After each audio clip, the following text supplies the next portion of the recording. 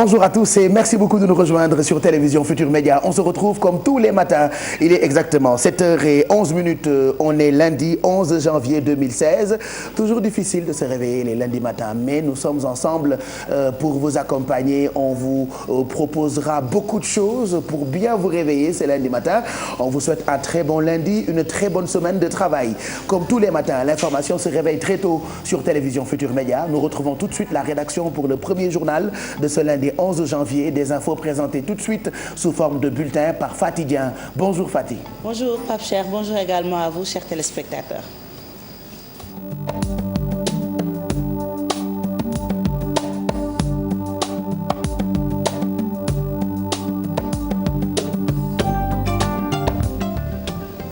Bonjour à toutes et à tous et bienvenue à ce premier bulletin de ce lundi. Déguerpissement des mécaniciens installés sur l'ancienne piste. Ces mécaniciens se préparent en conséquence contre toute attaque. Pour rappel, le maire de Sacré-Cœur-Mermoz, Barthélémy Diaz, leur avait donné un délai qui est déjà expiré. Reportage Cheikh Tidiane Dione, Diafaraba.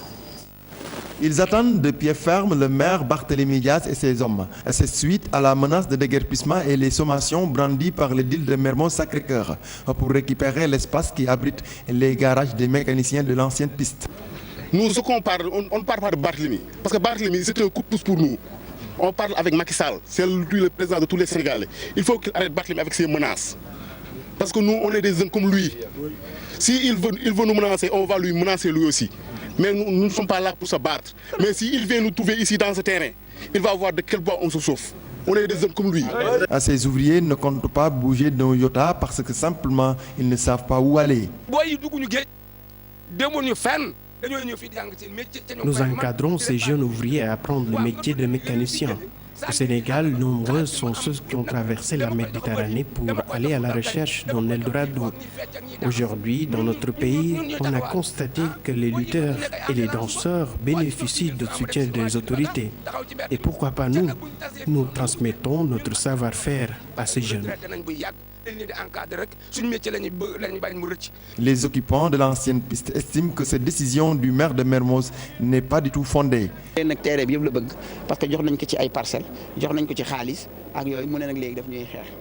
Barthélémy Diaz veut récupérer ce terrain, ce qui n'est pas du tout normal.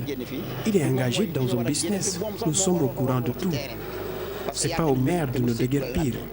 Il a pris cette décision récemment. Et là, nous sommes déterminés à aller jusqu'au bout.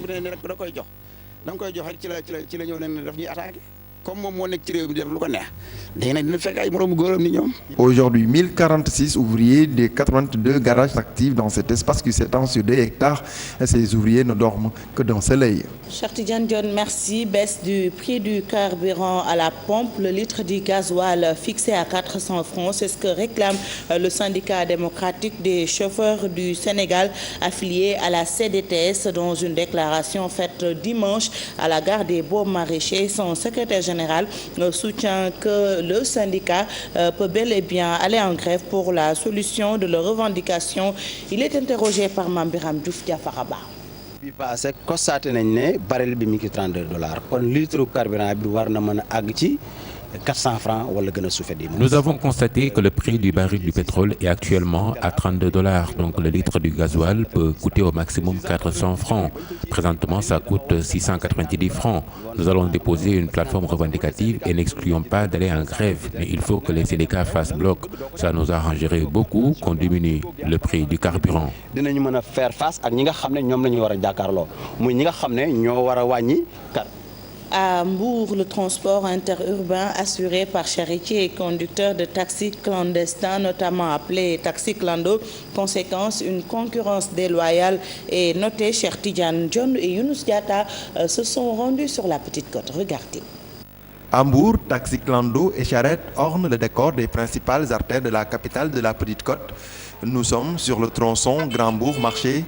Ici, le transport est assuré par ces moyens de transport interurbains.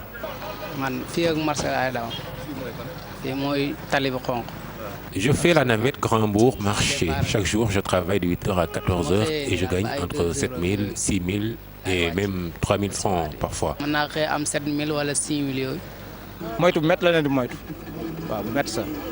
Nous, conducteurs, nous faisons tout pour éviter les charretiers. Et puis, ils ont leurs propres clients. Le tronçon Grand-Bourg-Marché, parmi les axes les plus fréquentés, ici, la concurrence est vive entre charretiers et conducteurs de taxi clando. Nous partageons la chaussée, ce qui est un problème pour nous, conducteurs de taxi clando. Je suis une fois tombé, c'est juste à côté des cimetières. Donc il y a aussi, ce jour-là, il y a une femme qui s'est cassé les bras. Donc il y a ce problème-là. En plus, les voitures, il y a plus la sécurité. J'aime beaucoup prendre les voitures parce que c'est à cause de la sécurité. Pour me rendre au marché, je prends une charrette. Cela ne me dérange pas. Ce que nous déplorons par contre, c'est l'état chaotique de la route.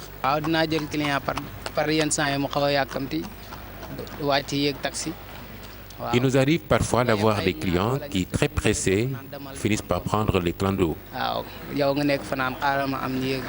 La ville de Mbour, l'une des plus grandes agglomérations de la région de Thiès, ici, la demande en termes de transport interurbain est largement supérieure à l'offre. Conséquence, taxis clandestins et charrettes se disputent la chaussée. Restons à l'intérieur du pays pour parler du désenclavement de l'île de Morphil. Le conseil municipal de Boki-Dialoubé a mis à la disposition des insulaires deux pirogues. Jusque-là, les habitants de la localité avaient beaucoup de mal à évacuer leurs malades ou rejoindre les périmètres agricoles des villages de Ngouy et de Walk. Reportage avec notre correspondant dans le Fouta, Ali Bandel Nyang, il s'appelle. Située dans l'île à Morphil du département de Podor, les populations de cette commune de Boké-Dialoubé ont toujours souffert de leur enclavement. Malgré la construction des ponts de Médina Ndiagbé en 2004, toutes ces localités continuent toujours de subir les conséquences de leur proximité avec les différents bras du fleuve Sénégal. Les évacuations sanitaires et les activités agricoles sur les périmètres irrigués. Un véritable casse-tête qui relève d'un véritable parcours du combattant. Seulement, c'est désormais une nouvelle page qui s'ouvre pour ces populations qui viennent de réceptionner deux pirogues flambant neuves de la part du maire de la commune de Boki-Dialoubé. Cette pirogue, elle est très utile. C'est multiple. Elle vous servira à quoi? C'est une pirogue historique. Autant elle nous servait à faire la traversée avant le pont. Elle sert à nos cérémonies de mariage, à l'accueil des autorités religieuses, et coutumières et politiques. Une action hautement saluée par les populations de cette partie de l'île à Morphil qui l'ont démontré durant cette visite du ministre de l'Intérieur et non moins maire de la commune de Boké. Après Fouta, nous nous rendons dans le Fouladou, une première dans l'histoire politique de Médina Yoro Fula. Désormais, des enfants vont siéger au sein du conseil municipal. L'expérience est tentée dans la commune de Bourouka, située dans le département de Médina Yoro Fula. Suivez cette correspondance signée Abdoulaye Diallo. Militaire, parce qu'on ne peut pas jouer un ballon qui se trouve dans la zone, presque dans les 16,50 de la douane, et nous être dans la moitié terrain de la Linguère. C'est pas possible. Donc c'est un bloc qui va ensemble et qui revient ensemble. Donc le bloc était monté par rapport à la position du ballon et par rapport à tout ça. Donc, mais en cas de perte de balle, automatiquement, c'est la surprise. Vous avez vu le gardien, il a essayé de tout fait pour réparer, mais malheureusement, c'est ça. On s'excuse pour cet élément, c'était pas le bon, mais nous y reviendrons dans nos prochaines éditions, notamment l'édition en Wolof de 8h.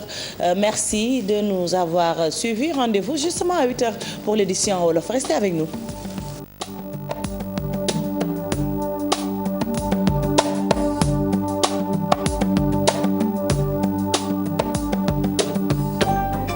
Merci Fatih, c'était le premier journal de ce lundi matin. Fatih gi kaas rek xam naa dafa naanagul kafem ku bëri histoire la man dama foog ni Fatih Mendy la sant Fatih Mendy naan naa sama café sama réalisateur bi moo naanagul café. voilà on dit souvent que njaago yi dañu bëri histoire bëgguma benn njaago koc man nag ñoom ñëpp a baax. ñoom Karol Mende ak Émilie Ndekki ñoom ñëpp a baax ndeysaan. njaago yi amuñu benn problème te bëriwuñu histoire voilà damaa juum rek ni Fatim Mendy la sant Fatim Mendy. Merci, c'était le premier journal de ce lundi matin. Alors comme elle l'a dit, la rédaction vous donne rendez-vous dans quelques minutes à 8h. Ce sera pour un autre journal qui vous sera présenté cette fois en wolof. Alors tout de suite, on va enchaîner ak prévision météo yi. On va se faire un point sur la météo. Tey jii après-midi bi comme depuis décembre bi commencé xam nga d'habitude décembre normalement ci la seddaay di dugg si mais dina tàng Zeyna n'est-ce pas? Il y aura quand même beaucoup de soleil mais ñu ngi ñuy wax ni température yi mën na wàcc quand même tey ci bis bi ba 17 degrés. dina wàcc Pape Cheikh kon am na dëkk yoo xam ne tey dina mel ni France. waaw am na ay dëkk yoo xamante ne dina sedd guy lu ci mel ni Kolda Pape Cheikh. waaye fii ci Ndakaaru nemmeeku ñu torop changement ci température yi ci mois de décembre bi ba ñuy dugg ci mois de janvier bi Dakar tey yeewu na ak 23 degrés Saint-Louis 21 degrés Podor 21 degrés Linguère 20 degrés Matam 22 degrés Diourbel 20 degrés Kaolack 20 degrés Tambacounda 20 degrés Ziguinchor 19 degrés Kolda 17 degrés Kédougou 18 degrés ci ngoon gi nag température bi gën a ndaw fii ci Dakar lay am Dakar dina am 29 degrés Saint-Louis 34 degrés Podor 37 degrés Linguère 37 degrés Matam 38 degrés Diourbel 37 degrés Kaolack 36 degrés Tambacounda 35 degrés Ziguinchor 34 degrés Kolda 34 degrés Kédougou 33 degrés marée basse bi njëkk nag am na bi ñetti waxtu tegalee ñeent fukki simili dina amaat incha allah bu ñetti waxtu si ngoon tegalee ñeent fukki simili ak juróom marée haute bi njëkk incha allah dina am si kanam tuuti bu juróom-ñeenti waxtu tegalee juróom fukki simili ba ca topp dina am bu fukki waxtu si guddi tegalee juróomi simili waxtu yi nga xamante ne nag Pape Cheikh moom moo gën ci nappkat yi toll na ci juróom-ñetti waxtu bu tegal fanweeri simili ak juróom-ñeent jàpp fukki waxtu bu tegal fanweeri simili ak juróom-ñeent ba ca topp dana am si guddi bu juróom-ñetti waxtu tegalee fanweeri simili ak ñett jàpp fukki waxtu bu tegal fanweeri simili ak ñett fi mu nekk nii nag jant gi fenkagul dina fenk fi léegi simili bu juróom-ñaari waxtu tegalee fanweeri simili ak juróom-ñett dana soow bu juróom-benni waxtu si ngoon tegalee juróom fukki simili ak juróom-benn Pape Cheikh looloo gën a fës ci xibaaru jaww ji.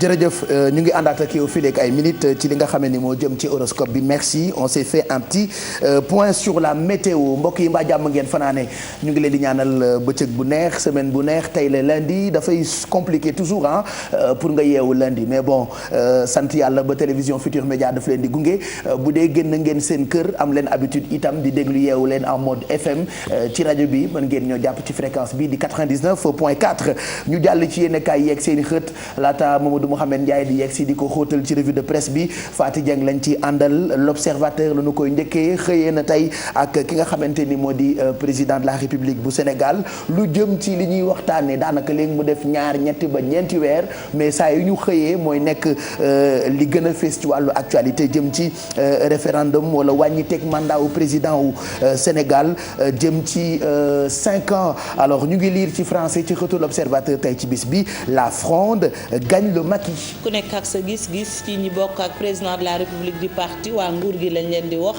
ci ñeneen APR la ñu gis nag ci biir moom mooy daal ñi ànd ak président de la République Pape Cheikh du ñëpp waaye am na ci ñoo xam ne ci ñoom ànduñu ci ñu wàññi mandat bi dañoo bëgg ñu àgg ba atum 2019 ñu ne sax ki nga xam ne moom mooy Farba Ngom dina tàmbali ab campagne ngir nag daal référendum boobee daal di bañ a am keneen itam koo xam ne yëkkati nañu tudd nañ ko ci ne Cheikh Kanté moom mi ngi waxu 2019 mu mel ni nag Pape Cheikh daal lu jëm ci wàññi teg mandat njiitu réew bu Sénégal ay diggale woon jamono yow mu sampee ndëndëm di laaj réewum Sénégal lu ci mën a am mandat boobilee coowa nga ca rawatina ñi ànd ak président de la République. yéen kaay yëpp xëy dañu xamal ni président Macky Sall ak ay ñoñom ñoom ñëpp a ngi waxtaane loolee jëm ci mandat bi nga xamee ni xamaguñu sax ñun ndax dañu koy wàññim déet ba ci laas loolee la xëyee tey ak nataalu kii di premier ministre bu Sénégal di Mamadou Dione.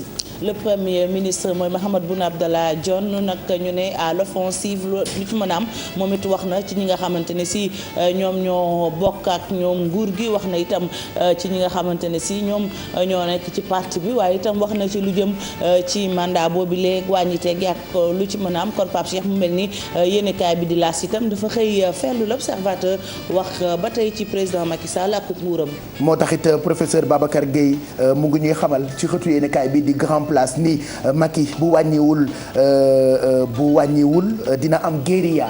waaw guérilla la ko dippee loolu nag la ñu mën a gis ci yéenekaay bi di Grand Place mu ne si Macky Sall ne réduit pas il y aura guérilla loolu nag mooy kàddu yi professeur Babacar Gueye. lu ci mën a am moom it mu ngi jëm ci mandat boobu ak nañu koy wàññee ba jamono ji ñii di wax dogalu conseil constitutionnel la ñuy xaar ñeneen ñi naan référendum lu ci mën a am ku nekk Pape Cheikh ak sa gis-gis. ba tey ci xëtu yéenekaay yi bu ñu jàllee ci témoin waxtaane na lu jëm ci mandat wu président Macky Sall mandat présidentiel ak croissance économique le pouvoir se défend becs et ongles. waaw pouvoir bi nag maanaam nguur gi nag fi mu ne nii Pape Cheikh taxawal nañu seeni arme ngir nag daal di wax lan moo tax rek ñu bëri ci ñoom bëgg koo jàllale ba 2019 maanaam mandat bi ñu bañ koo wàññi juróom yóbbu ko ci juróom waaye eggale ko ci juróom-ñaar loolu témoin moo na ko xamle nag ñu ne nag itam leneen loo xamante ni itam pouvoir bi maanaam nguur gi ñu ngi ciy wax muy croissance économique ak Pape Cheikh bu ñu fàttali ko 31 décembre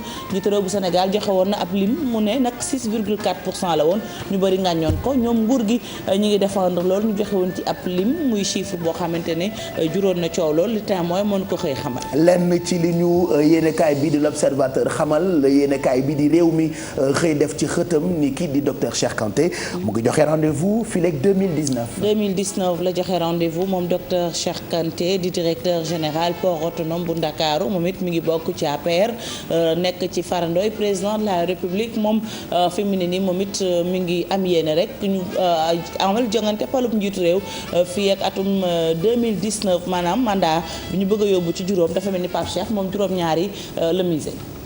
yéenekaay yi ba tey xëy ci wàllu politique ak rentrée solennelle bu école parti socialiste ci xëtu yéenekaay bi di Direct Info ñu ngi ci seen nataalu Ousmane Tanor Dieng ma nga yëkkati ñaari loxo ya ay question nag yu bëri ñooy posé wu ci taxawaayu parti socialiste ci li ñu dëgmal jëm ci wàllu élection ak wàññiteeg mandat yéenekaay bi di Direct Info di ñu xamal ci xëtam ci français ni ñu ko bindee les questions essentielles occultées. ndaje ma ASER ji ñu génn lañu ko amaloon ci maison du parti socialiste loolu nag Pape Cheikh ñu ne lu jëm nag ci ay laaj yu am solo samp nañu ko fa waaye tamit indi nañ ci ay tontu ndax kàngami parti ba Pape Cheikh ku ci mel ni Abdoulaye Limane Kane ñu nga fa woon doon jàkkaarloo ak militants yi bàyyeekoo ci département yëpp ci Sénégal loolu la ñu Direct Info xëy xamal nataalu Ousmane Tanor Dieng secrétaire général bu parti socialiste ci xët bu njëkk yéenekaay bii di Direct Info. ñaari kàngam yu nekk ci parti boobule Ousmane Tanor Dieng ak Khalifa Sall daanaka ñoo lëmbee coow li ci parti socialiste yéenekaay bii di Quotidien moo ñu ko xamal ci xëtam bu njëkk ñu ngi ciy gis ni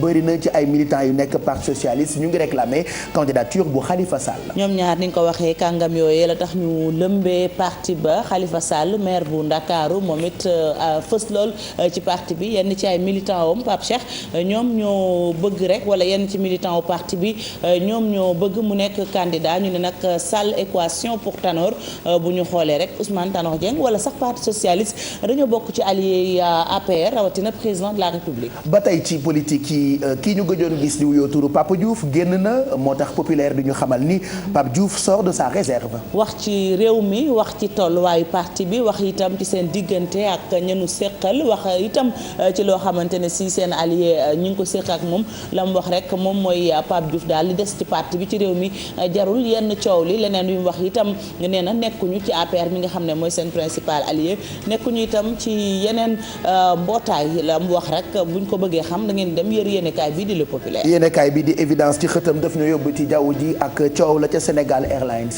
Sénégal Airlines fa màggal juróomi at yi nag Pape Cheikh dañu koo màggal ci ay jafe-jafe ndaxte ñu bëri ci ñoom liggéeykat yi ñu ëpp téeméer ñu ngi ci chômage technique ñeneen ñi toog ay weer jotuñu seeni payoor ba tax ñu samp ab laaj Sénégal Airlines vers le crash maanaam ndax dafa jëm ci tëj loolu nag la yéenekaay bi di évidence xëy xamle gannaaw ba mu seqee ak waxtaan bu yaa ñoo xam ne ay kàngam lañu woon ci ay kàngam lañu sax mën nañ ko wax ci compagnie sénégalaise bi nga xam ne ñeneen ñi sax ne ñu zone bu métti métti la nekk yéen kaay bi di évidence moo nu ko xëy xamal. Libération xëy du ñu xamal ay coow yoo xam ne jëm na ci wàllu terrorisme.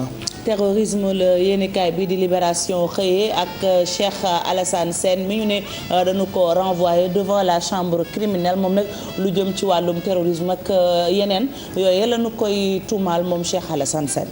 ñu waxati ci coow li fi amoon fan yële jëm ci profanation ak ni ñu saxewoon ay sëkk ñu tuddee koy cimetière Zoom ñëwaat na ci tey ne bu ñu moytuwul dina am ay weerante yu ci juddu looloo tax mu bind ci français ci xëtam Fatini de gros déballage en vue. yéenekaay bi di Zoom moo ko xëy xamle sëgi jullit yu nekk ca Pikine gannaaw nag ba nu sulee yenn ci ay bàmmeel doon am lu ñu cay jëfandikoo lu ni mel lañu wax rek mooy daal bu ma tuulee ay déballage moom des na ko xaar fii ak ay fan yu néew ku nu ko xamal yéenekaay bi di Zoom. mu ngoog loolu yéenekaay yi la ak seeni xët ca kanam dina tombé ak 9h45 daañu ànd ak Mamadou Mouhamed Ndiaye ci xóotal gi revue de presse bi lay doon Fati xanaa ñu bàyyi la rek nga daw dellu ca biir naan sa café bu tàng te am purit ndax mer bi deñ waaw quand même waaw nga mën a giif tuuti waaw giifal bu dee di ngay meree noonu la ñëppi meree bëgg naa xeetu mer boobu mer bu ànd ak ree ju neex xam nga dara dàqul xale bu jigéen bu taaru yaxu bëñam rafet lool ba mel ni Fati Dieng mu noir sœur d'ébène xeetu ñuulam bi nga xamee ni moom le président Senghor woyoon femme noire man bëgg naa ni ngay meree à tout à l'heure mën nga ni mot bu ko defee bu 8h jotee nga dellu si mbokk yi ñu ngi leen di ñaanal bëccëg bu neex ci télévision Futur Média 7h32 mooy doog a jot on vous souhaite une très bonne semaine de travail on va enchaîner tout de suite ak horoscope bi comme tous les matins Zeyna lañ ci àndal.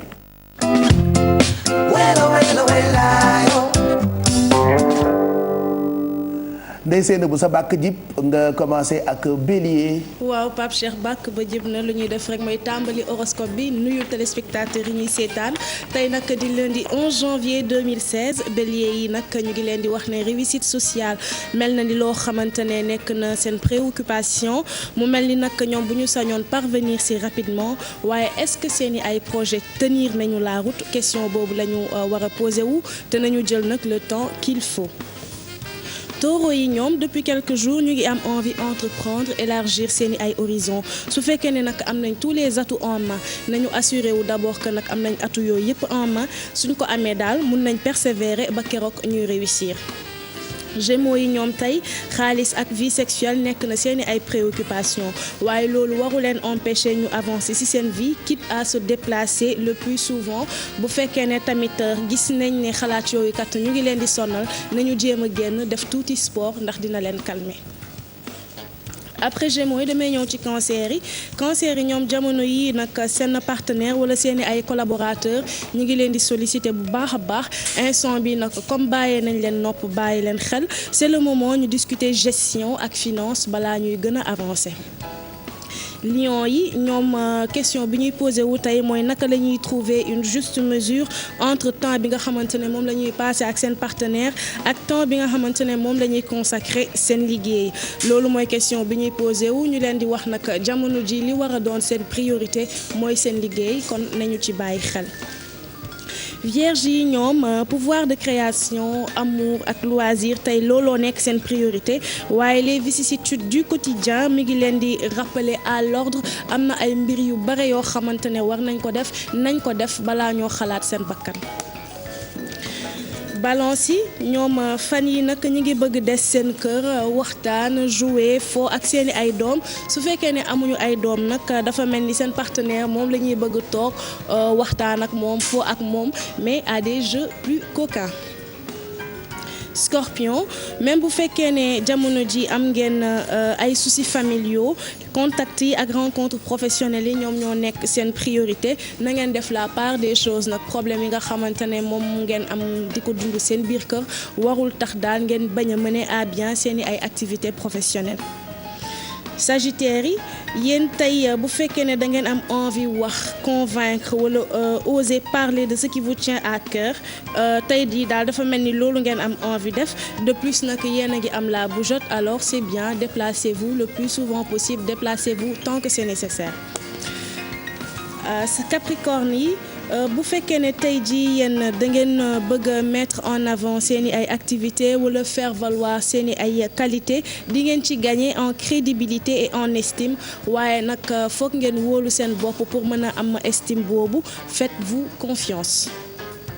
verso yi nag Pape Cheikh semaine passée ak semaine bi yëpp début de semaine bi ñu ngi leen koy wax jamono ji daal ñoom lëlu la ñu jël Pape Cheikh dafa mel ni da ngay lëlu ndax dangaa bëgg def le point ci sa vie ak xool lan moo waroon a changer waaye bu fekkee ne nag loolu am na Pape Cheikh jarul mu lay rendre un brin maussade jarul nga si triste et évite de broyer du noir. voilà boo paree si lëlu bi rek nga wax ñu parce que fan yi moom waaw dugg sa ruq mën a kan waaw loolu horoscope seetlu bari ak poisson yi ñoom seeni ay projet jamono ji mi ngi mel ni loo xamante ne dafa stagné taxaw benn place avancé wul su fekkee ne nag loolu ngeen di dund jamono ji mel na ni am ngeen envie génn vous changer les idées waaye en même temps xam leen ne da ngeen soxla repos da ngeen soxla calme commencez leen par loolu relaxez-vous 10 minutes après ngeen xool su fekkee da ngeen di génn ou pas si journée tey ji Pape Cheikh lii la horoscope andi woon tey mais studio bi ñuy defee émission bi am na benn poisson le nouveau marié petit.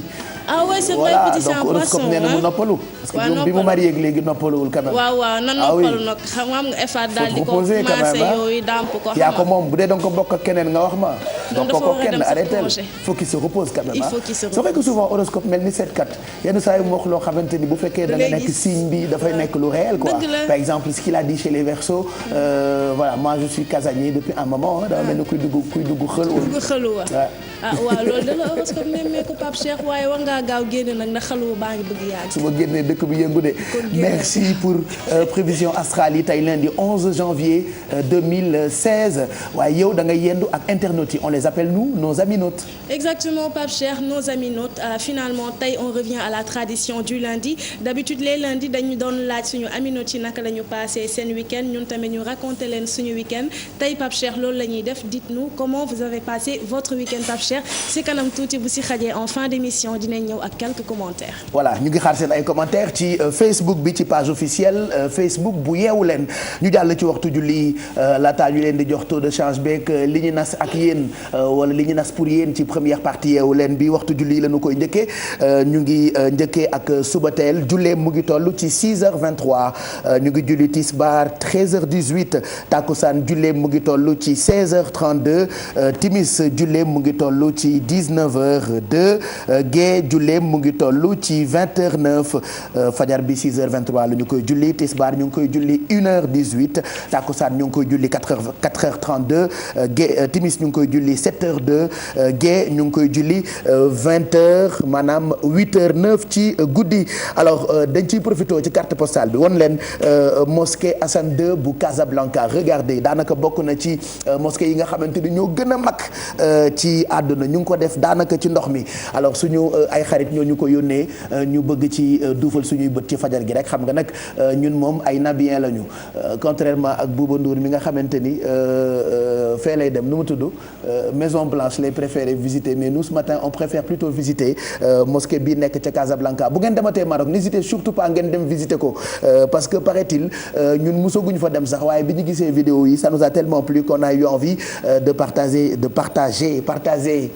ces images-là avec vous regardez alors mosquée Hassan II ñu ngi ko def donc ci côté ndox mi buur bi dépensé na ci ay xaalis bu bëri ba tey dévoilé wuñu xaalis bi nga xamante ni dugal nañu ko pour tabax mosquée bi ça fera des années maintenant mais dafa nekk léegi comme musée c'est-à-dire même tubaab yi nga xamante ni nekkuñu ay jullit bu ñu demee Casablanca dañuy dem di ko visiter comme quoi diine l'islam moom am nañu ñun tamit suñu ay édifices yu riis yoo xamante ni daf ñuy sagal donc on a eu envie de partager ces images-là avec vous yéen tamit si vous filmez souvent des choses que ce soit amateur ou professionnel n'hésitez pas mun ngeen ñu ko yónnee comme ça ñun tamit ñu diffuser ko parce qu'on veut que ñëpp nekk ay correspondants yu yeewu leen. mooy interactivité bi. actuellement monde bi noonu lay defee Pape Cheikh. surtout via mais comme dafa am fit nee na léegi.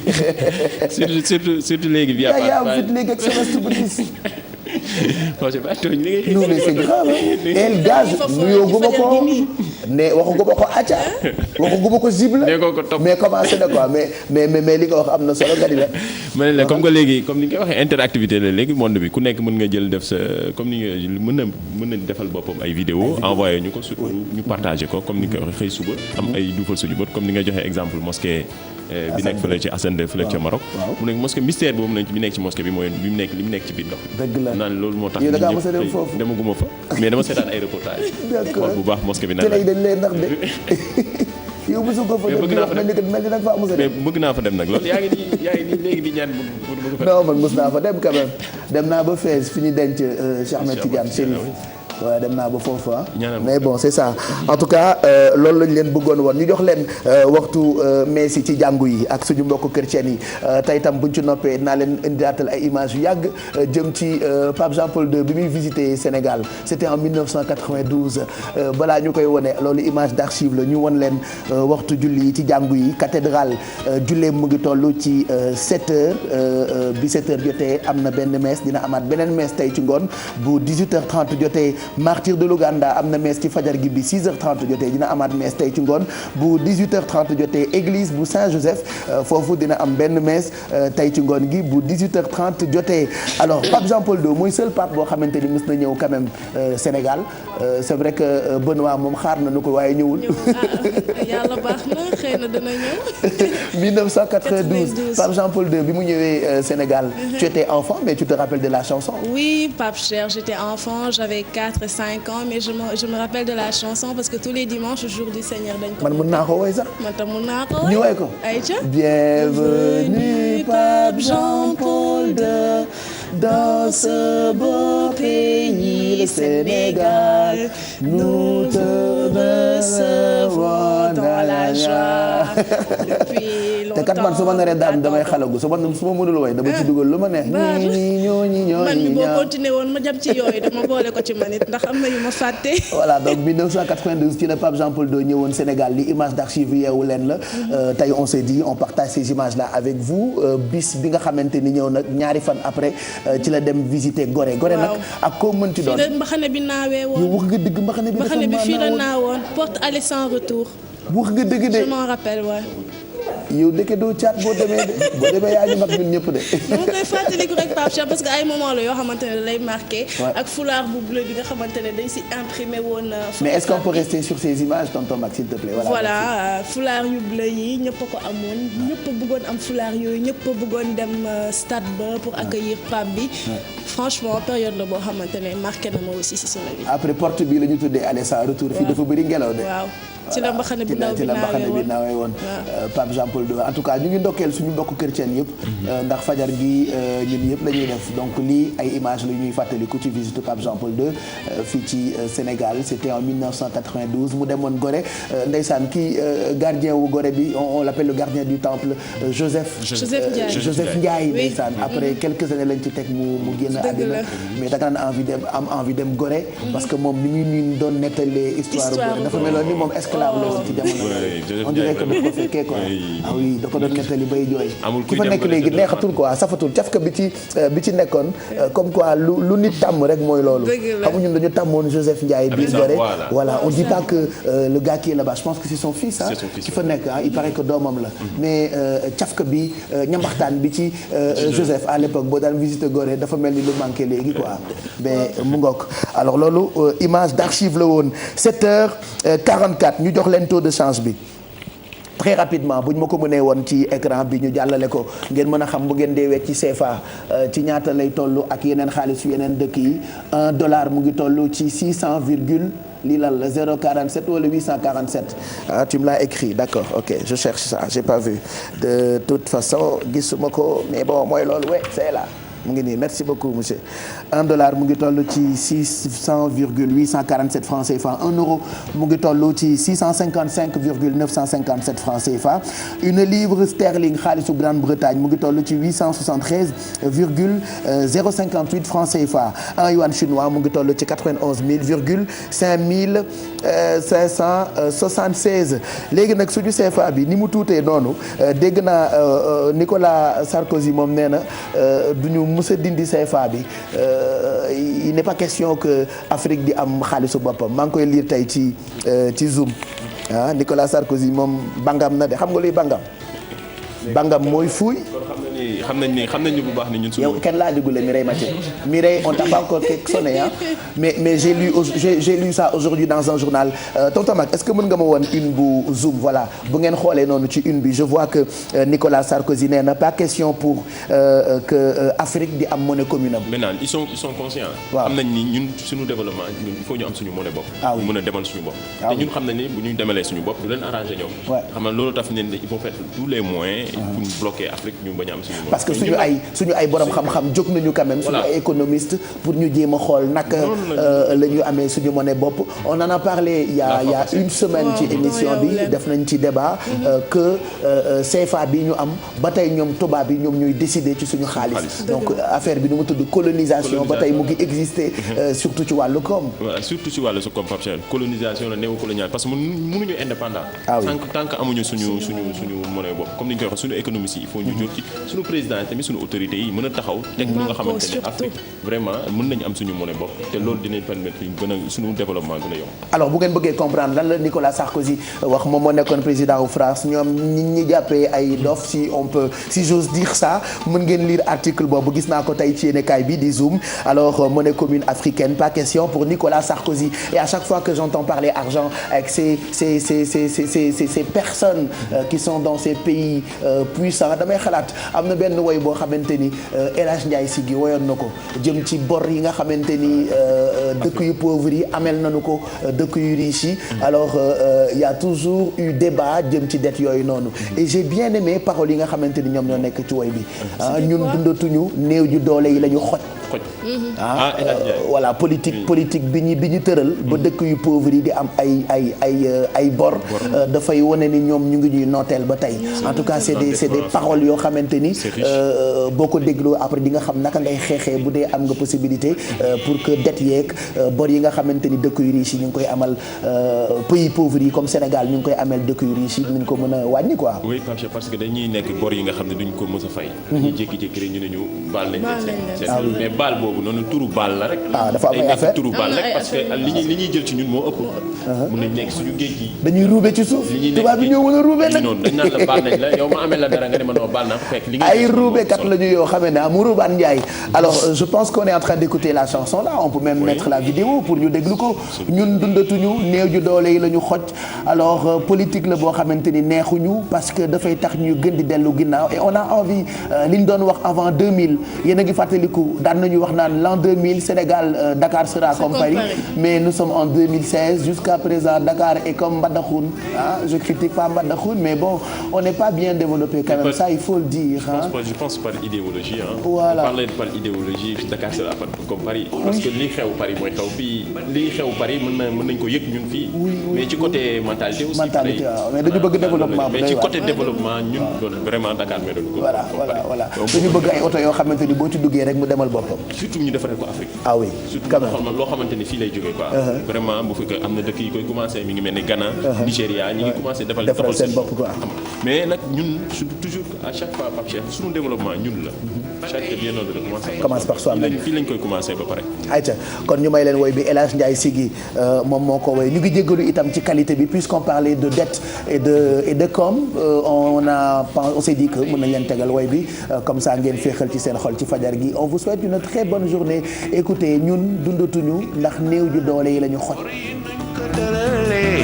dootul jeex ba faw mënatuñ ko fay baraw El Hadj Ndiaye Siggi nous on ne vit pas pourtant bëggoon naa leen ko defal karaoké comme ça ma woyal leen ko mais malheureusement j'ai pas eu dama meloon ni Julien Jugade nous on ne vit pas nous on en souffre woy bi dafa méngoo ak taux de change bi ñu leen doon defal sànq 7h54 lu bëri lañ leen préparé on est tous là ce matin pour vous accompagner man Mamadou Ndiaye Alfi Mireille Mathieu tey Mireille Mathieu la def mais du ma leen ko woon a gum surprise lay nekk Mireille Mathieu moom moo ñuy toggal tey elle est dans la cuisine Mireille Mathieu mu ngi àndandoo ak Beurou Sofia dinañu ànd itam ak Ndeye Koumba Bijou si Mamadou Ndiaye est là Adja Fama Thioune Seck Kia Aïdara on est tous là tey ci suba gi pour gunge leen on retrouve tout de suite waa Olympique Club pour li nga xamante ni moo di yeewu gym alors Zeyna comme moom dafa bëgg mbedd ma nga taxaw ak ñoom pour que ñoom ñu expliquer ñu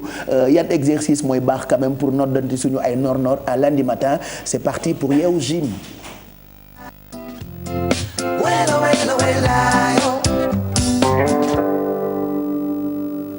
Bonjour Zeyna ñu bàyyi la ak waa Olympique Club pour yeewu gym.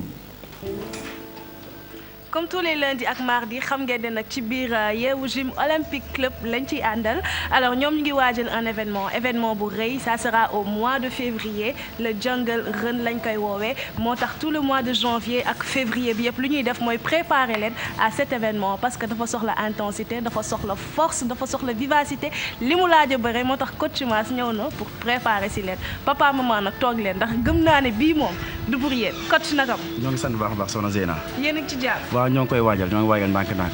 xanaa di la wax ni innovation ren bi am na jëngërën boo xam pour enfants yi la. pour enfants yi de 6 à 13 ans. man mën naa bokk foofu. boobu foofu laa lay dugal. d'accord donc ñoom samedi la ngi ñëw léegi dimanche bi nag léegi nag pour sama genre yeeg genre mor gi. léegi les papas et les mamans tam mënuñu bokk ci 6 13 ans dañuy bokk parce que marche la ak course avec obstacle. waaw donc ñu mënul dox mën nañoo daw. d'accord mais bu la neexee nga def marche kese toog. bu neexee nga def marche kese. waaw te marche moom sport gënu ko macha allah. waaw léegi nag kon intensité bi doo ko wàññi tuuti préparer mairie tamit. dañuy bàyyi ba jëngërën bi weesu la. ñu wàññi intensité bi incha allah. kon intensité leen papa maman def leen comme man nañu toog seetaan. jërëjëf ñu bàyyi Mor tàmbale ñu daal di yeggali ak sama waay bàcc. aywa Mor bismillah.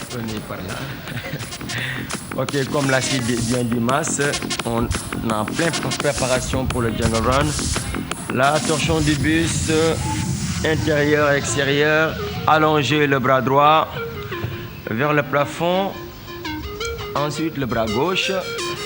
On va démarrer par les échauffements avec les burpees inversés. Ok. Merci Mass. Merci Samba. Ok. Maintenant, écartez les jambes, largeur des épaules. Vous descendez sur les appuis. Ok. On va marcher avec les mains dans 4, dans 3, dans 2. Marchez vers l'avant, restez. Ok, ici. Remontez. Marchez vers l'arrière. Les mains au niveau de la taille à l'arrivée. 1, 2, 3, 4. Stop. 1, 2, 3. Stop right. Encore. Ok. Échauffez les épaules, les abdos, les jambes. Toutes les articulations sont en jeu pour l'instant.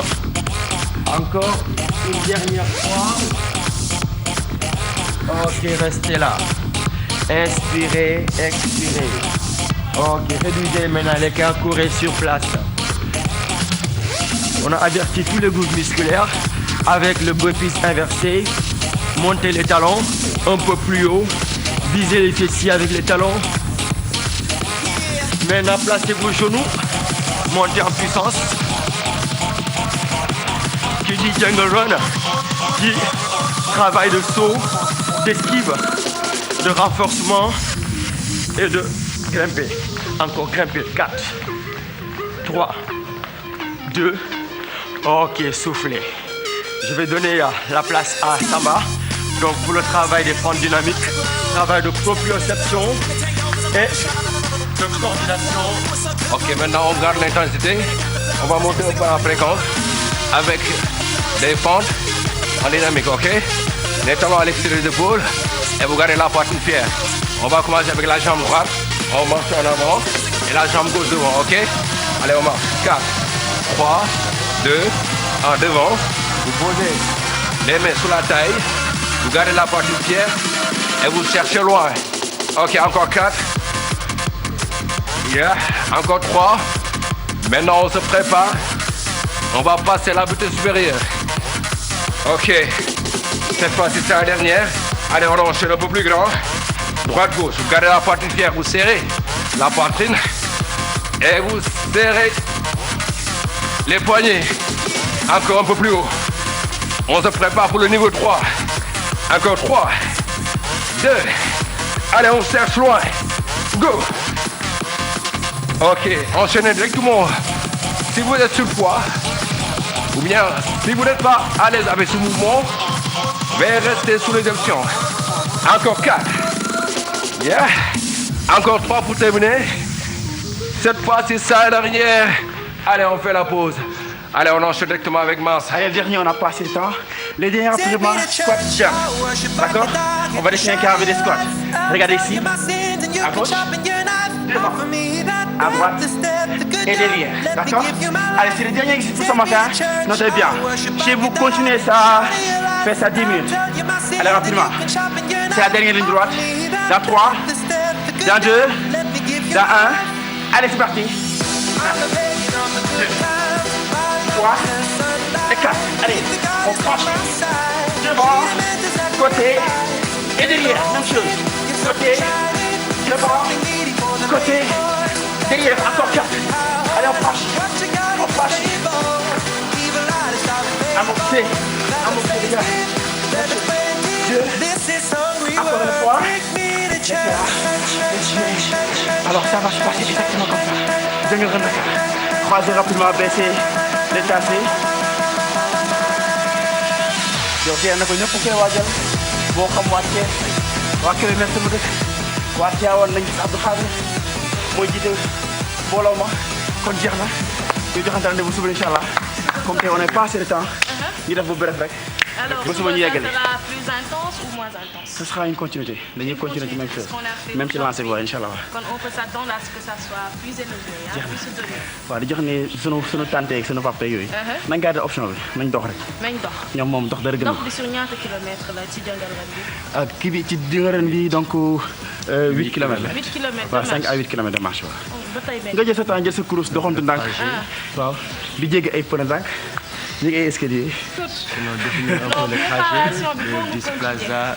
Voilà jeex na. Préparation faut mu continuer. inscription yi démarré na voilà donc tijji nañ inscription olympique club. inscription bi fi mu nekk olympique nii démarré na olympique léegi club. ñi nekk ci yeneen région yi bëgg. ñi nekk ci région dañ leen envoyé suba xam naa su ma ñëwee dinaa wax poste de vente yi ci kii poste d'inscription yi moo xam ci waa Tivaouane la moo xam waa Thiès la waa Thiénaba ñëpp incha allah. kon Sénégal yëpp ñu ngi leen di xaar. Jeex na. ça sera au mois de février. demain nag 6-7 dinañ février. continuer suñu préparation la suite de Yeewu Leen c'est tout de suite avec Pape Cheikh. Merci Zeyna.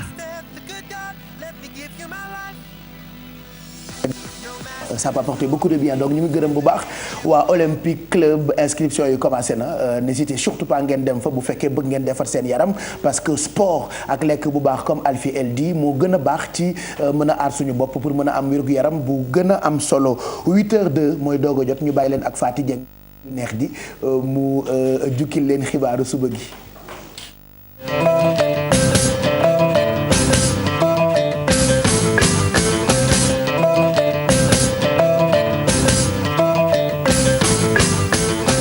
Pape Cheikh jàngeen jëf mbokk yi xibaaru juróom-ñetti waxtu yi dañu koy doore ak mécanicien yi nekk ci ancienne piste te ñu ne dañ leen faa war a jëlee loolee nag mairie bu Barthélémy Dias moo amal lu ni mel moom maire ba sax joxoon na leen délai bu mujj délai ba nit ki démb nag la jeex lu ci mën a am ñoom ne ñu ña ngi koy xaar taxaw nañ teem ndax foofee fas yéene wuñu faa jógee Cheikh Tidiane Dione jaafara ba ci ay leeral. mbooloo mi ñëpp ñoom ki ñuy xaar moom mooy Barthélémy Dias mi nga xam ne moom moo leen joxoon délai ni ki tey nee na nag moom li mu bëgg mooy daal di récupérer espace bi nga xam ne mécaniciens yi moom lañ daloo woon. bés bi du tey toujours la parce que Barthélémy dafa am lu muy imposer mooy affaire bukki lay def te bukki gaynde matul gaynde sax xëdd ba koy mat reer da nga wax yi ñun nag duñu rek ay moroom lañ xam nga paay moom sur la table la ñuy dox ñun dañuy jox sur le terrain moom day dox sur le terrain ndekki may nañ ko ndekki li fi mu toll mi ngi sedd na ñëw jël si ko na ñëw añ si. kon yéen noppi ngeen. non déggoo mu la wax ba 2017 chaque jour dañuy veiller parce que fii moom xam nga moom defagu fi 5 ans ñun def na fi 20 ans ñun duñu ay xeexat da nga wax ji mais kenn duñu fekk fi ñu nekk di pousse ba ñu sës ci ruq bi nag nga bëgg ñoo def loolu yoon yaa ngi dégg kenn duñu dugal ci géej gi.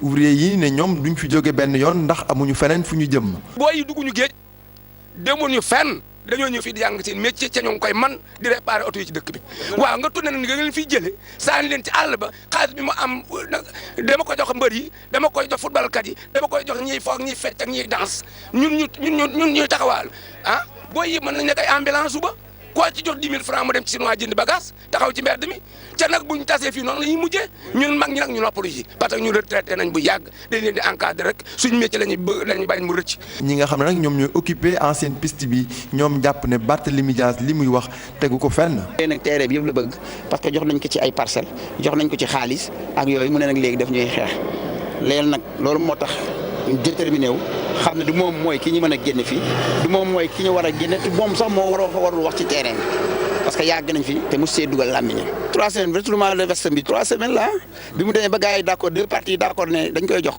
partie bu ne rek da koy jox da nga koy jox rek ci la ñëw ne daf ñuy attaqué comme moom moo nekk ci réew mi def lu ko neex léegi nag dina fekk ay moroomu góoram ni ñoom. ci jamono ji lu toll ci téeméer ak ñeent fukk ci ay ouvrier ñoom ñooy liggéey fii ni ci barab bi fii nii nag lu toll ci juróom-ñett fukk ak ñaar ci ay garage ñoom fi daal di nekk espace bi ci xayma mu ngi toll ci 2 hectares waaye ñi nga xam ne jamono ji ñoom ñoo ko yor nee nañu mun a nelaw ba daal di yandoor. Cheikh Tidiane John ñu sant la gërëm la wax ci leneen mbokk yi muy wàññi njëgu carburant bi nga xam ne moom la ñuy woowee carburant à la pompe ñu ne nag litre gasoil bi gën ngaa ñàkk juróom-ñett fukki dërëm lañ ca war a def loolu nag ñi nga xam ne ñoom ñooy syndicat bi lëkkale dawalkat yu Sénégal te bokk ci CDTS ñoo ko xamle ci ab déclaration bu ñu def niki démb yamoo ak Diber seen secrétaire général sax dàq ñu dem amal ab grève lañ ca bëgg rek moom mooy ñu fexe ba indi saafara ci seen jafe-jafe dañ koy teewlu mu ngi wuyoo ci turu Modou Ndiaye kàddoom Mame Birame Diouf moo ko taataan ànd ci ak Jafara Ba ci caméra bi. bi passé constaté nañ ne baril bi mi ngi $32 kon litre carburant bi war na mën a àgg ci 400 francs wala gën a suufee du moins jóge ci 690 actuellement boo demee ci pompe yi loolu nga fay fekk 690 francs te 690 yooyu bañ ko ci indi baril bi dafa wàccoon ba ay $50 mi ngi woon $100 nangam wàcc ba $50 man maa ngi woon ci réunion bi ñu defoon ak ministre bi ci chambre de commerce année passée bi loolu di am. syndicaliste moom li ko war mooy rek lépp lu muy def mu formaliser ko li ñu namm nag mooy bind plateforme revendicative. bu ñu bindee plateforme revendicative bi ñu déposé ko fi ñu ko war a déposé yoon may nañu 1 mois suñ ko amee te amuñu satisfaction ñu daal di def li ñuy wax yëngu-yëngal nag mën a nekk façon plan d'action bu ne mën nañ ko mëne parce que bu dee syndicat bi Modou Ndiaye jiite rek wala bi Massamba di jiite rek nga ne da ngay dem grève la nga ci bëgg doo ko ci am il faut que coordination bi am déggoo gi am ba nga xamante ne bii dinañ mën a faire face ak ñi nga xam ne ñoom la ñu war a jàkkaarloo muy ñi nga xam ne ñoo war a wàññi. dañu des ci dem beeg dikk bi doxantu ba Petite Côte foofee ca Mbour dawalkat yi nag wala bokk aji tukki ji li ñu nemmeeku moom mooy dawalkatu kalando yi ak itam dawalkatu saret yi ñoom ñoo yor dem beeg dikk bi léeg-léeg sa xëccoo gi ak wax ji day mel ni tuleeg màlle bu ñuy taamoo saret ñeneen ña ne kalando la ñuy jël lu ci mën a am moom Cheikh Tidiane Dione ak Yunus Diatta jël seen woto doxantu ba Mbour ñu teewlu lañ fa jëlee.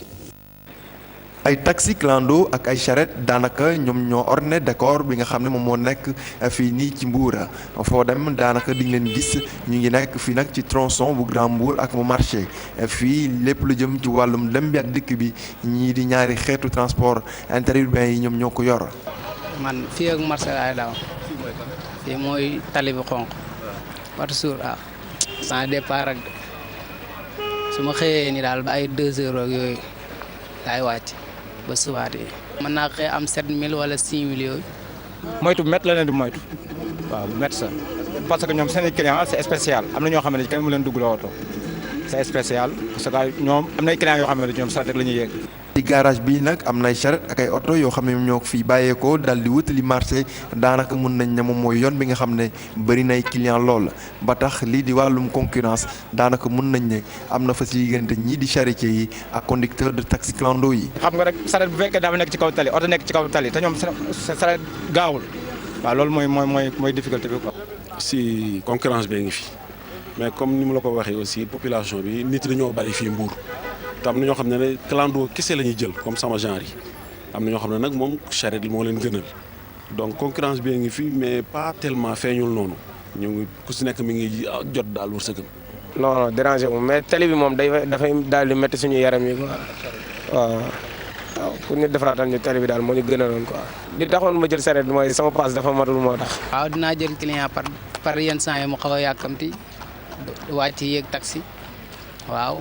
wala nga yeb ay ñaar wala ñett ñu lay topp naan demal comme noonu waaw yow nga nekk fa naan xaaral ma am yéeg li ville bu Mbour bokk ci ville yi nga xamante ne agglomération bi dal ne am solo lool clients yi daanaka ñoom ñoo ëpp ñi leen di transporter loolu sax moom moo daal di tax taxi clando yi ak charrette yi daanaka ñoom dañuy xëccoo lii di yoon wi. Cheikh Tidiane Dione ñu doxantu ba île bu Morphil conseil municipal bu Bokki Dialoubé nag la mu bëgg rek mooy fexe ba ñu yeewoo ca boobee île seen dem ak dikk gën a yomb mu tax na sax ñu may leen ñaari gaalu looco ñu ne loolu sax dina tax ñu tàggook yenn jafe-jafe jàpp leen mbokk yi askan wa ñoo ko wax ne ñu léeg-léeg bu ñu mësaana am ku tawat wala sax ñu bëgg a dem nag ci seeni tool dañu doon am jafe-jafe ngir gis ñu dugg dañuy dem ci diwaanu fële ca Fouta fekki fa Ali Bandel Niang.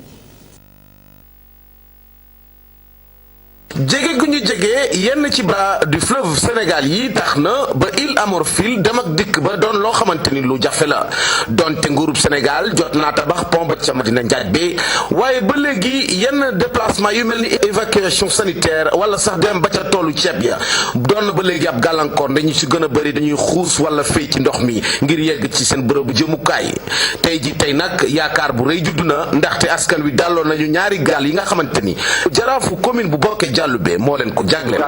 tey nguy dafa am mbégte bu rëy mbégte maire Bokki Dialoubé tur commune Bokki Dialoubé sa tur Diom Bokki Dialoubé maire bi tey moo fi nekk di régler ay problème yu mag parce que nguy dëkk pêcheur la dëkk bu nga xam naa ne bu amee gaal bu ñu amee ceet ci lu ñu def bu ñu amee gan bu tedd mooy président mooy sëriñ mooy chérif gaal bi lu koy teeroo wàllu sunu cosaan.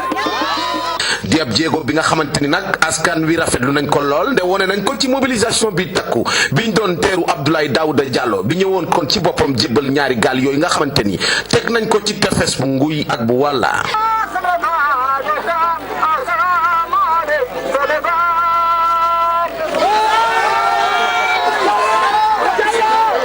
gannaaw Fouta dañuy dem ca Fuladu wax ci leneen loolu nag lu njëkk la ci taarixu politique gu Médina Yoro Fula ñu ne nag tout tànk yi dinañu bokk ci conseil municipal bi ndaxte loolu ñu ngi ko njëkk a amal ca commune bu Bourouka nekk ci département bu Médina Yoro Fula la ñu bëgg rek mooy tout tànk yi bu nu amee ndaje mag yi rawatina bi lëkkale conseil municipal bi ñu mën faa am ku leen teewal wax seeni ay jafe-jafe leerali Abdoulaye Diallo.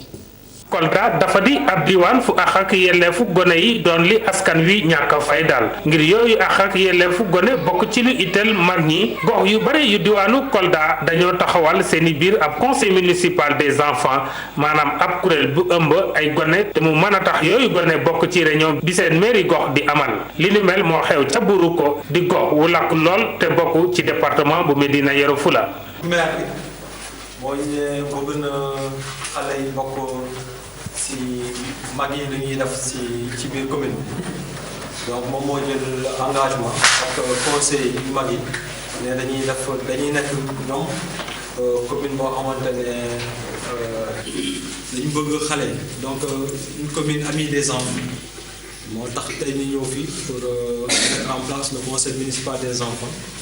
dañu am seen maire am seen premier adjoint am seen deuxième adjoint bu ko defee heure boo xamee ne ñun pare nañ pour budget ñoom dootuñ du ñun ñooy jël seen xalaat di leen ko waxal ñoom ñooy jëlal seen bopp seen xalaatu bopp indil ñu ko ñun ñu seet lan la ci conseil municipal bi attan ñu jàppale leen ci loolu.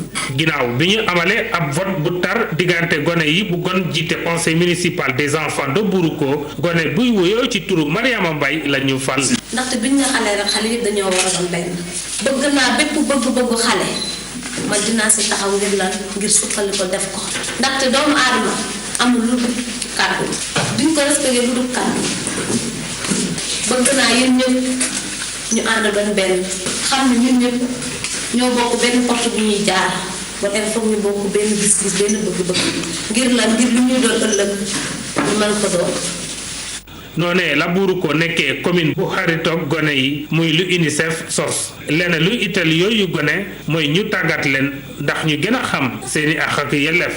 Abdoulaye Diallo ñu jeexale ak tàggat yaram Ballon d'Or tey jii lañuy xam kan ci Messi Cristiano ak Neymar moom moo ko war a jël ndaje mi nag ñu ngi koy xaar tey jii ci ngoon xam naa Mamadou Ndiaye dina leen ci gën a indil ay leeral mu nga mbokk yi fii la ñu yem ak yéen ci xibaaru suba gi ci télévision Futur Média dig daje bu rédaction benn waxtu bu ci yàlla àndee ci xibaar yi ba tey ci wolof jaa ngeen jëf mbokk yi ñu yendu jàmm.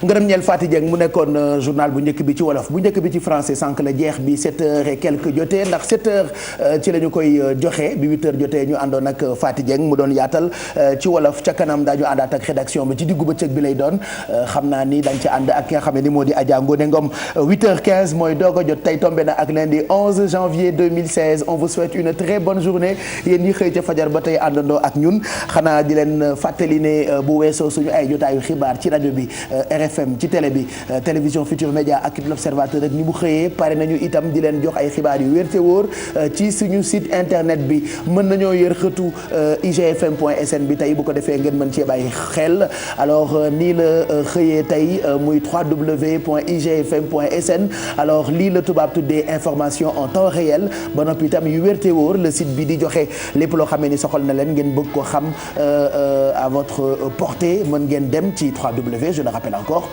.igfm.sn li ñu def léegi mooy jàll ci sunu ay correspondant comme ni ñu koy defee fajar gu jot fu ñu journalé ba noppi laata ñuy dem ci café info tey ni altine bu jot daañu ci àndandoog Abdoulaye Der ma ngay wàcc bu yegsee mu mën ñoo jàppale ñu mën a comprendre yi nga xamee ni ñoo lëmbee réew mi ci wàllu actualité waaye laata boobu fi ñu jëm tey Thiès benn dëkk ñaari gaar bu ñu demee dañu fay fekk ki ñu fa teewal di Cheikh Anta yàgg naa di leen wax ni moom cote rédaction la foofu ca Thiès kaay alors Cheikh Anta la ñuy jokkoo léegi nii mu jéem ñoo jox ay xibaar yu ñu mën a jàpp ca Thiès Cheikh Anta ñu ngi lay nuyu. waaw ñu ngi lay fay bu baax Pape Cheikh. mbaa jàmm nga fanaane. waaw jàmm rek lañu fanaane fii ci diwaanu Thiès. naka seddaay bi foofu tey météo xamal nañu ni comme Dakar Thiès moom fajar gi day sedd guy. waaw Thiès moom li ko dalee 5h du matin ba jëm wàllu 8h 7h 9h yooyu day sedd guy. mais li ma jaaxal mooy Thiès amul géej donc seddaay boobu laa xamul fan lay jógee.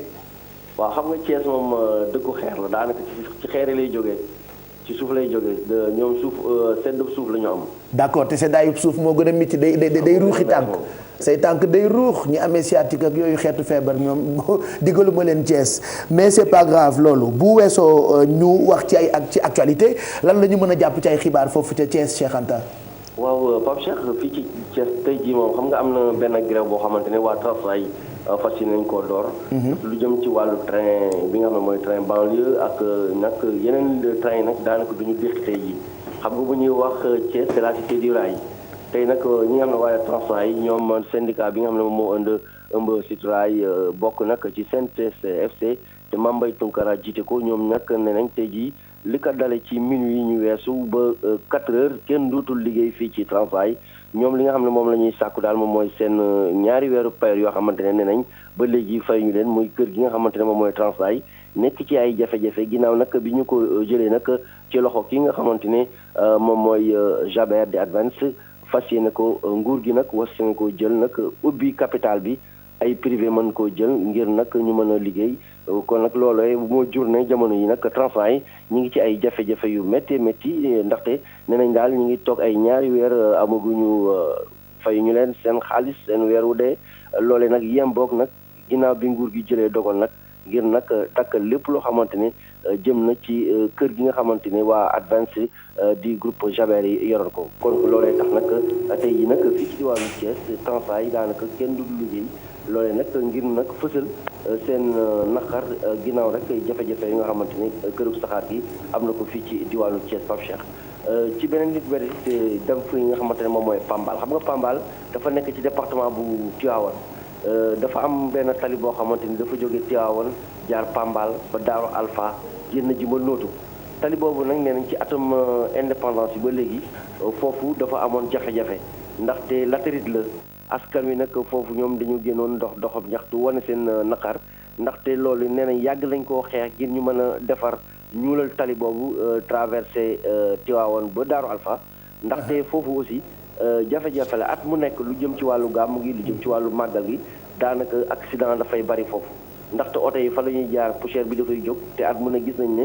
tout tànk yi ju bëri nag dañ ciy faatu loolee nag mu tax nag waa ñi nga xam ne ñooy waa Pambal génn nag doon fësal seen xel ne daal li ñuy sàkku daal ñu defaral leen tali boobu ndaxte ay at ngi nii te it nag neewoon nañ sax njiitu réew mi Macky Sall joxo woon a ndogal ngir ñu mën a defaraat tali boobu waaye nee nañ daal ay weer ngi nii gisuñu dara ba tax ne nag askanu Pambal ak dëkk yu ko wër yëpp génnoon doon doxam ñaxtu boobu ngir daal ñu defaral leen tali boobu nga xam ne moo jóge Tivaouane Pambal ba Daaru Alpha jeexal nag Pape li nga xam ne mooy wàllu politique xam nga fii ci diwaanu Thiès it parti yu bëri doon nañ fi yëngu fu mel nag waa AFP moo xam ne Aliou Sarr moom moo jiite coordination régionale bi Aliou Sarr moom mooy ministre du commerce moom it nag amaloon daje bu mag fii ci stade Lat Dior bu Thiès ànd woon ci militants yi jóge woon ci ñaari département yi département bu Mbour département bu Thiès ak ay département bu Tivaouane nag doon amal nag benn meeting bu mag boo xamante ne ñoom daal nee nañ gën nañu fësal dëgëral seen ànd ak njiitu réew mi di Macky Sall ba tax ne daal ñoom seen yéene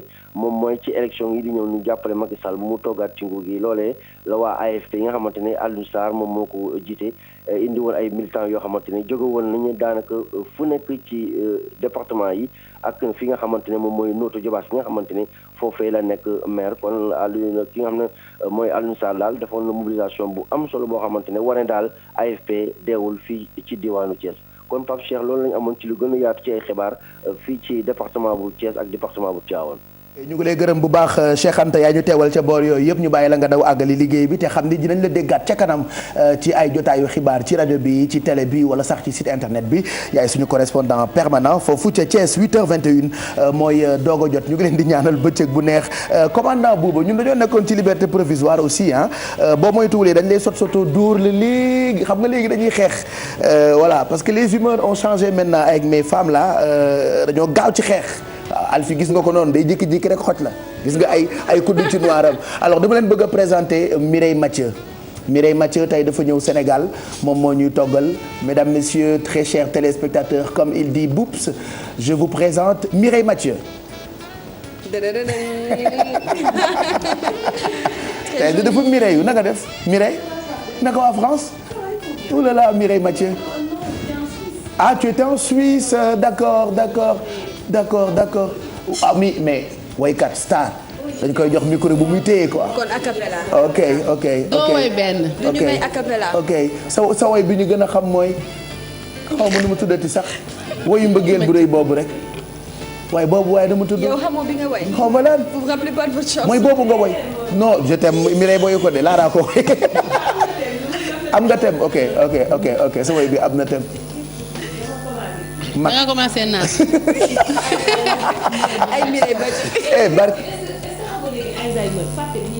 waaw. dégg li moom saa yu xëy fëjë nee na ndeysaan nee na léegi professionnel la dafa am carrière télé bu riche. waaw quand même def nga 2 ans de télé quand même bu la neexee mbi fa foore. oui quand même mais boobu ba tey même rubrique changé woo dafa émission yu bees tuuti. non mais dina changé ça va changer. et puis da nga gën a am buzz léegi Alfi oui.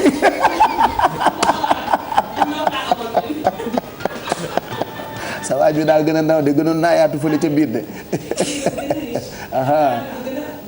d'accord. am bool yu gën a baax léegi da ngay bind directeur de programme inspecteur Ndour comme mu ngi fi pour mu ñu jox la émission bu bees. waaw jot na de jot na.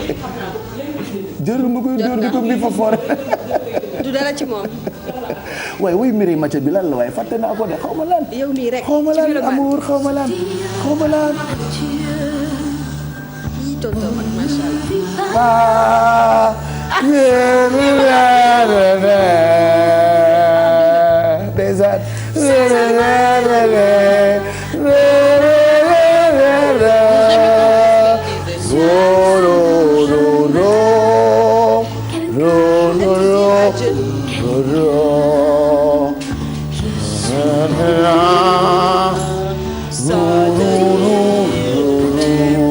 ndeysaan Mireille waay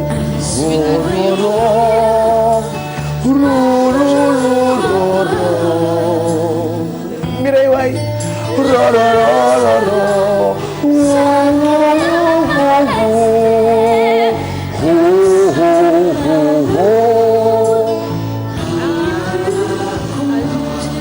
merci Mireille Mathieu voilà et puis merci tonton Mag da nga ëppal nag. dafa ëppal trop lu muy aj.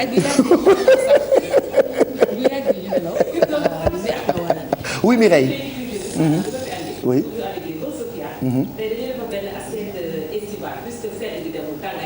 waaw. temps bi dafa nugg quoi waaw. bës ngaa jaar boori 50 bës naa la ko nettali boo jógee fudul Dakar di wàcc balaa nga yegg Pout 50. jaaykat yi bu ñu la rombee. alaaji bëggoo ci xaali million ji noonu la ñuy jaayee xaalis toujours ah. léegi yow mii dawal alaaji boo leen faalewulee dañuy wiiri ci même oto bi ñuy wax ak jigéen bi ko toogal Adja bëggoo ci xaali million ji j'adore ça daf may tax di jaare Pout c'est-à-dire saa yi mooy tukki du ma jël péage bi il faut que ma jaare Pout rek gaare ci jaaykat yi doon ambulant yi jaay kii yi jaay xaal alaaji bëggoo ci xaali million ji donc dama koy def exprès du ma leen faale sama caamin doon wuyu ah yow kii du Pape Cheikh Diallo bëggoo ci xaali million ji man la waay bëggu ba xaali million waay foog ko jëndee ah non Pout jar na 14 milliards dama fay bëgg di jaar tout le temps je te jure ça me fait tellement plaisir di jaar Pout en fait parce que saa yoo jaaree Pout jaaykat yi et en plus dañuy nax nit ñi de gis nga dañuy jël bool bi def ci këyit ci suuf après bu ñu tegee yow tam yooyu rek laa jënd dute fa laa koy jënde teg ko ci kaw après tu as l'impression que bool bi ni mu ngandee noonu la feesee alaaji bëggoo ci xaalu million ji boo ko sottee mu nekk tuuti mu nekk juróom-ñaari doomi million donc million bi c'est vrai je pose la question noonu la waaw 8 millions. jeex na kon ce sera pour tout à l'heure ak xaal comme chaque lundi dafay defar yu oyof Mamadou Ndiaye tàggat yaram nga ni ci loo dara waxtaanee coow li am ak sama xarit bi. Yaya ak mën a may xaalis Yaya Ñeñeere Touré ak bëgg Sénégal nag. ak bëgg Pape Sénégal Diouf mooy fan sama en fait. oui waxoon il a même invité en Angleterre chez lui et tout hein. oui mais week-end bi def na buzz parce que dañ ñoo sàkk ne meilleur footballeur de l'année 2015. moom nag d'accord ci deuxième la jël Aubameyang lañ ko jox Pierre-Emerick Aubameyang mooy Gabonais bi 26 ans. moom nee na d'accordul affaire bi ne ci micro RFI suñu confrère RFI la daal di defee déclaration bu nga xam ni choqué na ñenn ñi parce que nee na c'est lamentable et puis c'est déplorable. Afrique war na mën a dépasser lii. moom nag pour moom dafa gis ni comme que ren dafa jël coupe d'Afrique. ak saison bu baax bu mu def war na mën a gagner lii di. trophée moom waroon na mën a jël trophée bi quoi d'accord Aubameyang certes ren coupe d'Afrique bi 2015 bi. premier tour la Gabon toog mais ren dafa dugal ay buts yu bari def saison bu baax fële ci Allemagne. ak Dortmund Borussia Dortmund dugal 42 buts. 42 buts. on a même les images bi muy wàcc dëkkam Gabon et tout ça. honoré nañ ko fa. vraiment président bi accueillir na ko jox na ko fa sax ordre national d'honneur. il le mérite honoré nañ ko fa accueillir nañ ko fa nekk na fa koo xamante ni pour la première fois benn Gabonais jël ballon d'or africain. mel na ni El Hadj Diouf fii ci Sénégal. fii ci Sénégal da ko moom da ko enchaîné nag. da ko jëlaat ko. ok waaw xam naa bu dee. bu ñu publicité ba pare nga wax ci ah. ci kanam d'accord Bijou si ñu ngi lay ndokkeel bu baax ndokkale xam naa dig ma ne ndokk sa wàll ca kanam dinañu voyager grâce ak yow il paraît que David Bowie dee na. ndeysaan David Bowie 69 ans la amoon mais ci suba ba léegi moom la ñuy jooy parce que dafa décédé des suites d'un cancer dinañ ci gën a wax tout à l'heure et puis revenir ci benn xaw ma ndax coalition laa koy waxee wala vivre ensemble exemple bu rafet bu ñu joxee Paris parce que dañu invité des non musulmans à intégrer benn mosquée musulman pour jàngal leen lan mooy islam ñoom tamit ñu jàngal leen pour ñoom tamit ñu jàngal leen seen religion parce que nee nañ tant que xamante wuñ dëkkandoo du mën a am comme ni ñu koy defee fi magnifique on va parler de ça et puis même États-Unis dégg naa Donald Trump def na discours am bi mu koy def ak meeting am ak dajeem dañoo dàq julli ci nekkoon ci meeting bi xam nga man Trump du ma bëgg wax ci moom ndax dafay mel ni danga koy may buzz day mel ni danga koy may buzz mais dinañ ci wax tout à l'heure parce que tout le temps il fait des choses yoo xamante ne c'est à l'extrême pour attirer l'attention pour que et ce qui m'énerve c'est qu'il va aller loin dans ces élections. Voilà parce qu'il fait le buzz donc on parlera de tout ça. Il tape tout le monde, il déteste les étrangers. C'est son problème, les femmes, les filles, laissez-le donc on va voyager grâce ak Bijou si ca kanam ngeen mën a xam li xew ci ca bitim réew dans beaucoup de pays et puis grâce ak Fama Thioune dinañu ñëw un peu ci démolition ak déguerpissement ñi nga xamante ni ñoo nekk ci voie publique bi c'est ça defe naa fan yii yëpp loolu jur na coow mais quand même bu ñu leen dindee dina tax capital bi rafet. daa am ay place pour jaay ak place boo xamante ni pour kii la. dafa am place yoo xamante ni autorisé wuñ fa tabax. autorisé wuñ fa def dara. donc on a constaté que beaucoup d'immeubles lañ leen di daaneel. dañ lay bàyyi ba nga commencé tabax ñu ñëw dindi ko. yow doo wax dara parce que xam nga ni li nga nekkoo ci yoon. donc autorisation de construire yooyu ci yooyu dañuy ñëw tey donc on va parler de cas bi nga xamante ni moom moo am au Mariste. amoon na immeuble yu ñu doon commencé tabax foofu. ñu dindi leen ba ñu set wicc. sans coow ni rien du tout donc on va parler de ça gis nañ ko aussi cité Tobago. kër yi nga xamante ni daaneel nañ ko foofu. donc tey spécialement on va parler de yi nga xamante ni yoon la ñu tabax leen fa wala du yoon ñu tabax leen fa. mais on va prendre spécialement le cas bi nga xamante ni moom moo amoon Mariste. tabax dépensé ci xaalis pour que semaine prochaine mais bu fekkee nekkuloo ci yoon da ngay bëgg a songu xeex. dafa metti de c'est difficile. dëgg la da nga koy bëgg a songu xeex. waaye boo defee lépp ci yoon góoma ni dina la metti. boo defee lépp ci yoon nga nekk en règle. je pense qu'on en a parlé une fois mais d'habitude gars yi xam nga duñu déglu dañoo xaw a mel ni man sàggan. waaw ba pare semaine prochaine dinaa dem seeti ñi nga xamante ni ñoom ñoo permis de construire yi. parce que dañoo fi am ñun fi teg pour que ñu autoriser la nga construire. wala ñàkk la autoriser nga construire ak les normes yi nga war a respecter. étage yi mënoo di sëllax di dem. am na yenn zone yoo xamante ni boo fa nekkee da nga am niveau boo war a mën a yem. donc yooyu yëpp Sénégalais yi bala ñoo tabax dañ ko war a xam. donc dinañ ci ñëw la semaine prochaine mais aujourd'hui on va juste parler de ñi nga xamante ni dañoo démolir seen kër. di yàq seen kër d'accord pour commencer dama bëggoon ñu jàll léegi ci Jóg Job comme lundi bu jot dañ ci àndandoo ak Kya Aidara ñu ngi lay nuyu da nga ñu diggoon ni dinañu waxtaane e-commerce façon la boo xamante ni léegi moom la ñuy jëfandikoowee internet ci wàllu jënd ak jaay. bokk na ci liggéey yoo xamante ni mën nañu leen tuddee nouveau métier yi. exactement Pape Cheikh e-commerce boo ko déggee muy tekki commerce électronique. maanaam commerce via internet. dañu seetlu ni que xew na depuis peut-être 2008. disons bu ñu mën nañ jàpp ni date boobu la e-commerce commencé jël ampleur fii Sénégal ngay gis site yu bëri. di créer wu jeunes yu bëri di créer ay site internet. fu ñu créer pour man benn secteur rek créer nañ fa ay métiers. donc ñu dem seetaan reportage bi ñu def ak Ousmane Niang mi responsable marketing e-commerce mu wax ñu ci métiers yi nga xamante ne moo ëmb e-commerce carrément.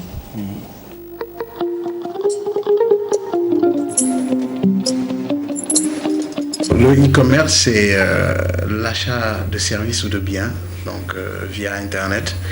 Et il faut dire que c'est un domaine en pleine expansion actuellement en Afrique, plus précisément au Sénégal. On peut dire que vers les années 2010, donc les choses ont vraiment commencé à bouger. De nos jours, vous trouverez en fait donc pas mal de portails Internet, pas mal de portails de e-commerce au Sénégal. On saura peut-être en dénombrer une bonne trentaine, on va dire.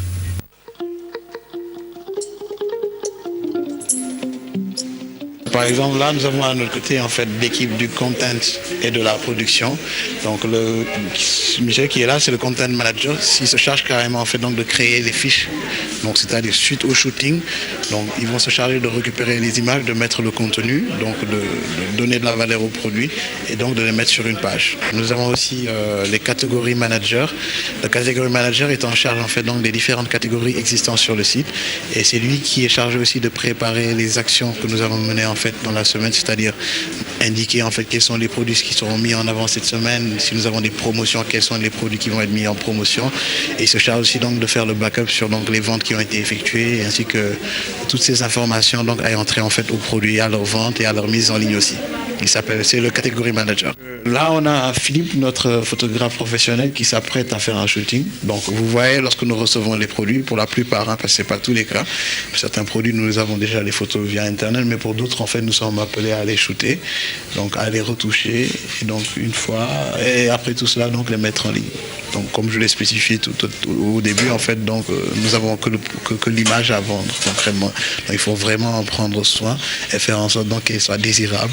Et un autre point très important, il s'agit donc en fait donc du customer care, c'est-à-dire en fait donc de la gestion de la clientèle qui est traitée en fait donc par un centre d'appel. Donc il y a forcément besoin en fait donc d'un centre d'appel au sein d'une structure de e-commerce pour pouvoir donc appeler, confirmer les commandes, et faire valider les retours, traiter les requêtes donc des e-commerce, des e-consommateurs on va dire.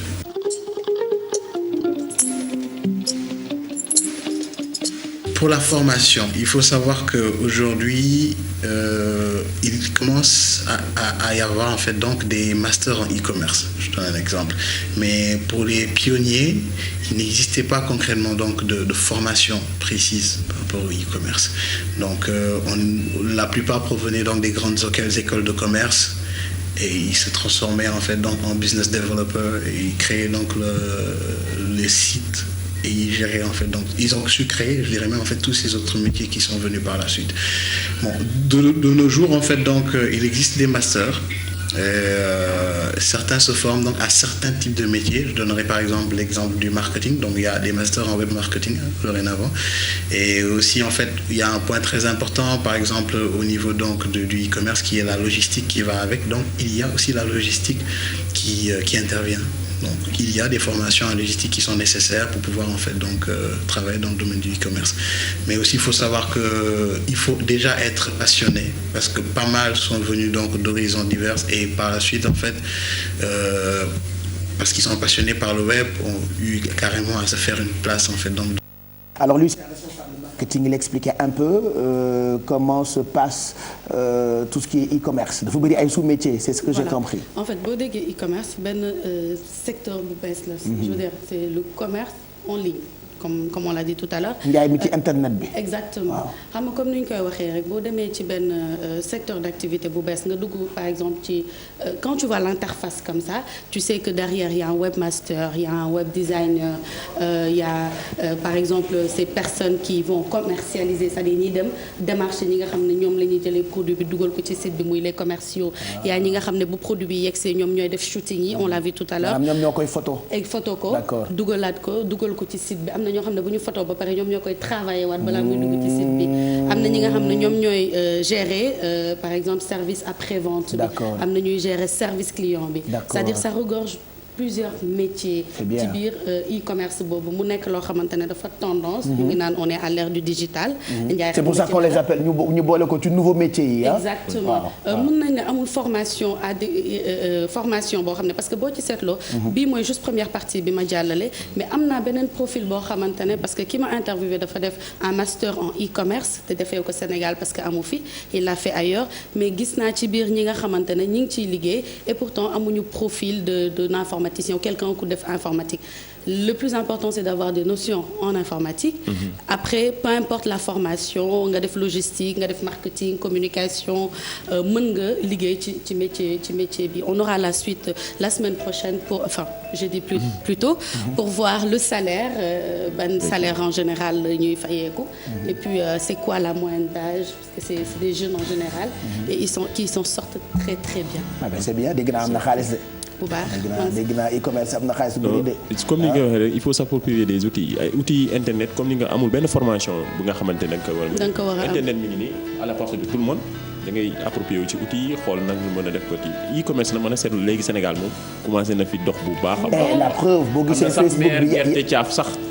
dama may ma ñëw rek may ma dugal benn baat rek dégg naa waaw léegi ñëw kii léegi dafa kii léegi dafa bokk de ute naag bi ngay nekk wàcc bees fii ñëw naa waaw comme tu sais mais j'ai vu que même léegi nit yi nii dañuy ibbi ay page Facebook ne dañuy jaay lii dañuy jaay xeetu jaay mu ne laay gis Facebook par exemple mën nañ ko dugal ci e-commerce loolu aussi ba pare Sénégalais yi dañu adapté wu ci e-commerce bi maanaam sama xarit boo xamante ni internet lay Facebook lay jaay xeesalam diw tocc bu kaay yu baax lay jaay nit yi yoruñu ñu ci bëri amuñu carte bancaire xam naa ni foog ma wax leen adresse bi da ngay gis ñoo xamante ne dañuy ne tel jour lay livrer telle place donc ñi jënd ñëpp ñoo fekk leen foofu pour ñëw jël si wala nga fekk ko këram moi j'ai une fois acheté des chaussures sur Facebook oui j'ai fait ça 2 ou 3 fois je te jure j'ai juste vu ay photos yu ñu publié ci Facebook waa ji bi ñu ne da koy jaay je l'ai contacté mu livré ma daal yi il faut faire quand même très très attention il y a des sites aujourd'hui qui sont référencés xam nga manque d'organisation boobu moo daan indi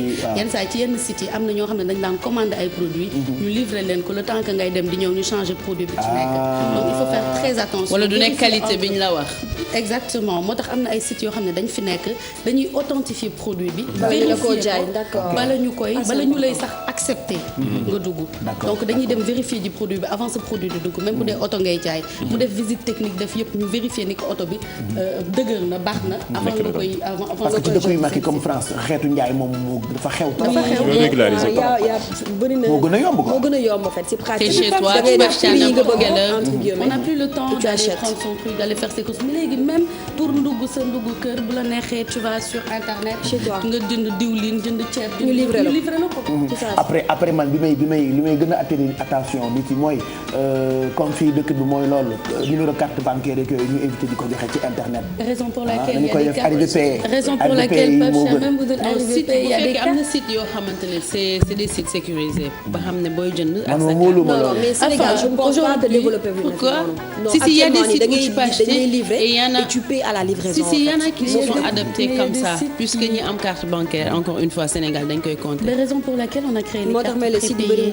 la carte bancaire. Aujourd'hui t'as pas accès à ton ils n'auront pas accès à ton compte bancaire. Li ngay Tu jënd mets rek juste nga le siy nécessaire dans ta carte et tu achètes en ligne. d'accord c'est intéressant en tout cas mën ngeen xoolaat rubrique bi ci replay suñu chaîne muy YouTube /TFM di ngeen ko mën a gisaat comme ça ngeen comprendre lépp lu nekk ci ay métiers ci biir li ñu tuddee e-commerce merci pour ça Kya Aïdara et comme tu le dis tous les matins soxla bu teew nag. ay nelaw fecc. voilà merci beaucoup ñu jàll nag léegi ci Café Info tey Ablaye Der de grand boobu la indi tey nag maa saf waa Diourbel yi tey moom yaa ngi mel ni ku jógee Njaareem Café Info ni leen di bu jot Ablaye Der lañ ci àndal bëri ci yi nga xamante ni ñoo lembe réew mi ci wàllu actualité dañ ciy jàll léegi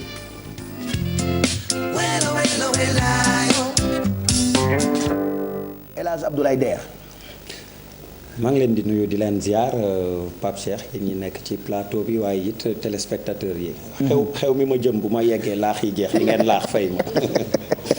waaye dégg naa dankaale nga ci guro yi ñu joxe ci fajar xale bi tudd nañ ko wala tuddaguñ ko. tuddaguñ ko waaye dama xëy jaar gupp ci guro gi. waaw quand même ne maa ngi ñëwaat.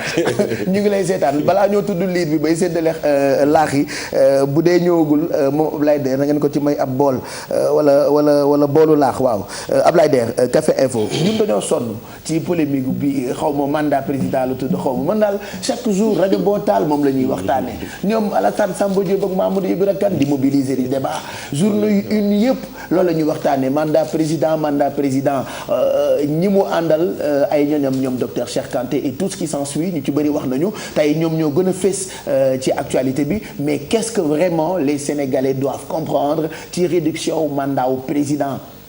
jàngat bi et c'est la dernière fois ñu ciy waxtaan ñun. ci Café oui vraiment parce que li ngay wax bëri na lool li ñu koy wax. et le 31 décembre bi président doon def discours à la nation dañ doon xaar bu waxee ba pare coow li defe naa fay mais defe naa ci la gën a jógaat alors que moom moo yore woon les problèmes et je dis que discours am sax am na point yu am importance yu mu ci aborder nit ñi waxuñu ci ndax dañu focaliser wu justement ci li nga xam ni intéressé na bu baax Sénégalais yi mu diggee woon ko mu doon promesse de campagne newoon mandat bi dinañ ko wàññi ñu xaar ba nga xam ni ñi ngi dugg ci pratiquement 5e année effectivement exercice mandat wam commencé mel ni lu ci jublu gis nga tamit ni ma jëlee ay précaution mu mel ni ñuy commencé jublu ci di ci jéem a donc c'est compliqué le 31 il aurait suffi mu ne date sangam décidé naa dinañu def nii wala dinañ jël yoon wii pour mu leer parce que bu jàppoon date quand même ci lay leer ci boppu Sénégalais waaw ñu xam ni datam la datu Sénégalais yi datu ñëpp la et puis affaire bi jeex benn yoon jàppee date suñu date mais exactement mu doon datu ñëpp et puis wax bi jeex nous Sénégalais y'en a marre dañoo sonn ci débat wu mandat réduction constitutionnaliste bi wax na man yenn saa yi am na ay mots yoo xamante ni sax du ma ko comprendre vous savez le président et puis on va les mêmes personnes dans les débats oui vous savez le président anticonstitutionnellement la loi du 1932 abrogée par la lettre de De Gaulle. non c'est dire finalement effectivement votre ville bi mu mujj nirool et puis je dis que li ci gën a yéeme tamit mooy ñi ko gën a jege. ses plus proches collaborateurs ñooy jël son contre-pied. il n'arrête pas de réaffirmer qu'il a la volonté wàññi. mais boo waxee loolu. yow émission bi ñi nga ko bokkal nga am lu ngeen ci dogaloon ba nga annoncé ko mais chaque fois ñu commencé plateau bi Ndiaye dingat li nga wax Bijou dingat li nga wax Kia soxna Fama mais finalement dañuy mujj gëm ni est-ce que du yow yaa waxoon loolu mais ci diggante bi am lu la dab wala xaw ma xam nga rek mbirum politique ngeen bëgg ci génn xam loolu li ngeen def nga ni leen ay kenn ci ay jegeñaaleem tey gis naa ko ci journaux yi mu ne mu ngi joxe rendez-vous en 2019 voilà mooy li ma la wax. double langage. oui Bijou loolu double langage lañ ko mën a tuddee mooy li ma lay wax. bu président ne gauche la ñu jëm ñi ko gën a jege ne non droite la ñu jëm et on a constaté que am na ñu ko def ñoo xam ni dañu am promotion. sans tudd tur peut-être bu ñu joxee misaal dañuy xam ministre la woon léegi moo ko jege sës ko rëkk. il a été l'un des c'est son directeur de cabinet on le dit sans parti pris ni rien. directeur de cabinet pour ku xam li muy représenté ci architecture état. te moom bi muy nekk ministre moo taxoon di défendre ni mandat bi 7 ans ñu def 7 ans xam nga donc doo comprendre. et am promotion teg ci ñëw sës rek président. qu'est-ce que ça veut dire wala ban décryptage lañ ci war a am. da nga ciy am xel ñaar forcément ci volonté président d'y aller en plus constitutionnaliste yi ngay wax sax mu compliqué ni ngay wax à comprendre. ñi naan article 51 la waroon a jaaree. ba bi mu jël d'ailleurs ñu ne non am na bu ko gën a yomb 103 ngi fii suñ koy misaal de manière très triviale Bijou dafa mel ni nga yor sa 500000 sa poche amoo benn soxla problème mu dépense di dem mbaaw autoroute à péage bi ne fi 1000 francs la kese ticket bi pour nga jaar fa. nga ni ci suuf ngay jaar ak embouteillage bi mbëkkante beeg ak yéex a yegg bi. on se dit yow bëggoo dem mbaaw wala da nga bëggul a teel a yegg. voilà donc c'est compliqué.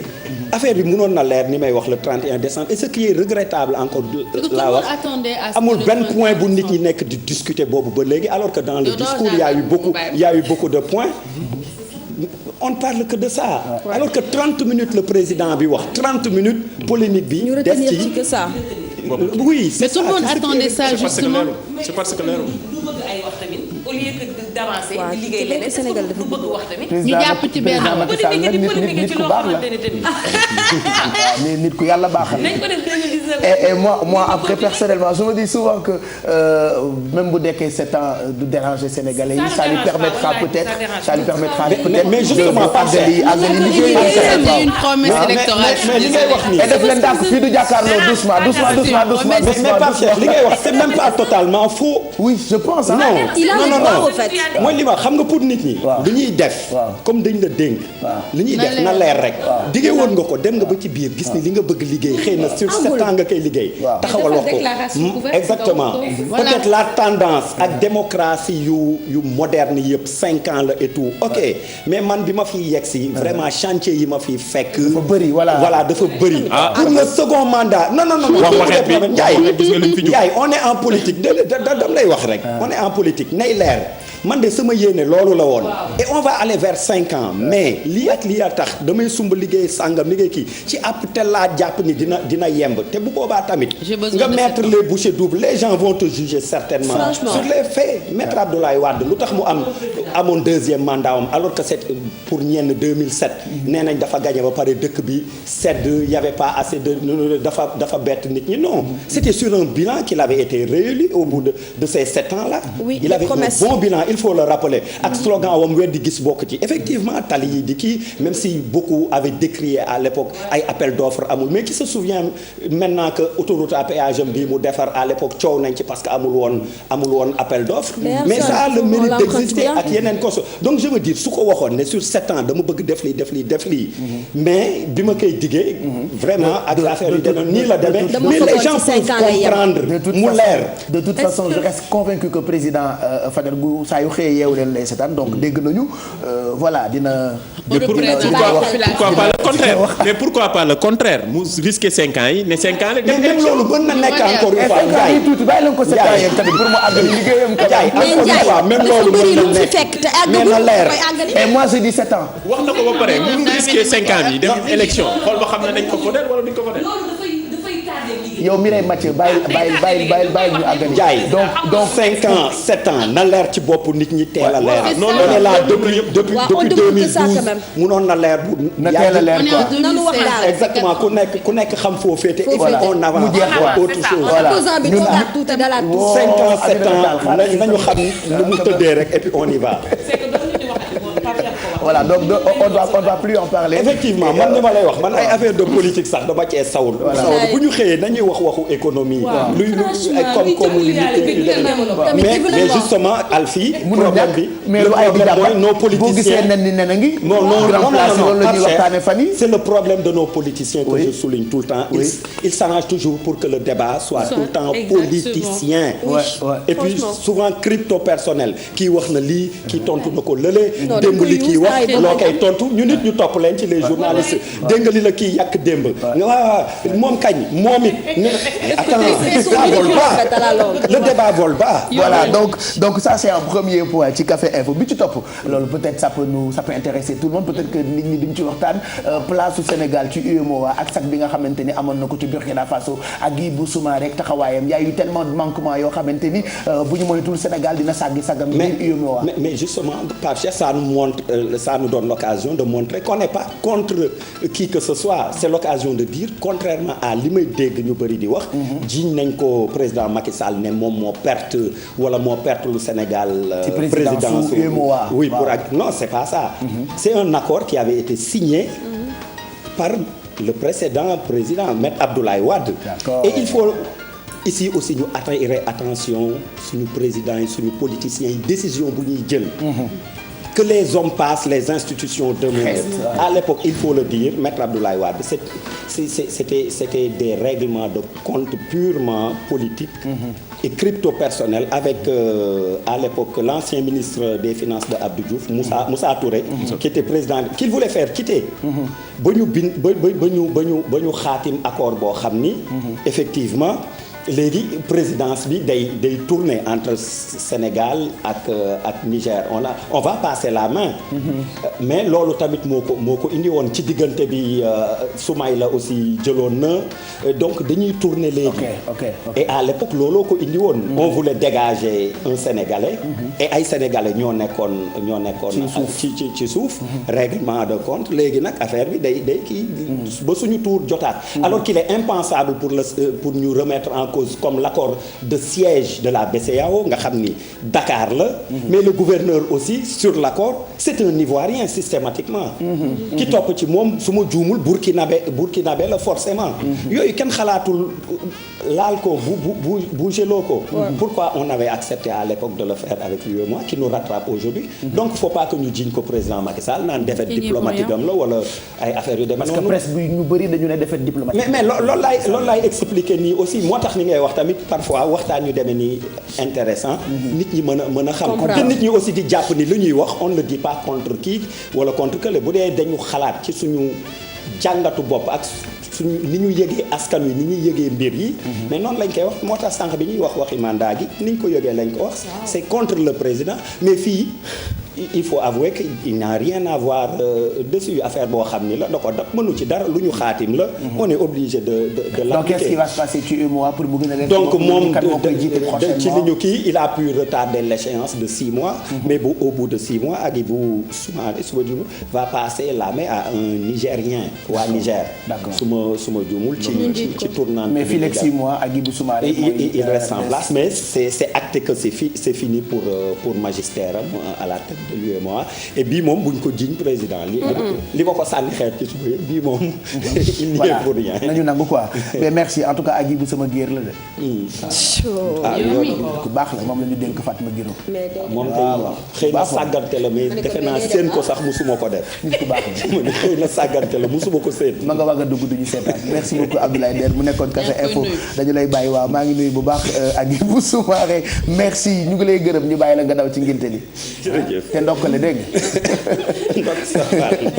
merci Abdoulaye Der mu nekkoon Café Info ne altine bu jot ñoom taskatu xibaar yi gën a professionnel ci réew mi ñoom ñooy wàcc ci plateau bi fajar gi ngir jéem ñu expliquer yi ñu tuddee actualité juste après cette page de pub on se retrouve pour la suite.